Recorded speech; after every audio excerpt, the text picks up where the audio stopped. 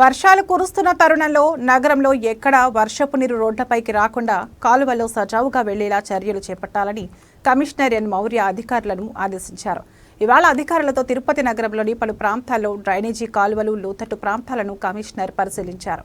ఈ సందర్భంగా కమిషనర్ మాట్లాడుతూ వర్షాలు కురుస్తున్న నేపథ్యంలో నగరంలో ఎక్కడా వర్షపు నీరు నిల్వకుండా చర్యలు తీసుకోవాలని అన్నారు. ముందస్తుగా కాలువల్లో పేరుకుపోయిన చెత్త, మట్టి తొలగించి వర్షపు నీరు, మురుగునీరు సజావుగా వెళ్లేలా చూడాలని అన్నారు. పారిశుధ్య పనులు మెరుగ్గా చేపట్టాలని అన్నారు. నీరు నిలిచిన ప్రాంతాలను శుభ్రం చేసి బ్లీచింగ్ చల్లాలని అధికారులను ఆదేశించారు. దోమలు వృద్ధి చెందకుండా ప్రతిరోజు అన్ని వార్డుల్లో ఫాగింగ్ చేయాలని అన్నారు. లక్ష్మీపురం వద్ద ఏర్పాటు చేయనున్న కూడల వివరాలను స్మార్ట్ సిటీ ఈఈ రవి కమిషనర్కు వివరించారు. అధికారులు, సిబ్బంది ప్రజలకు అందుబాటులో ఉండాలని ఆదేశించారు. కమిషనర్ వెంట superintendent engineer Shyam Sundar, municipal engineer పాల్గొన్నారు.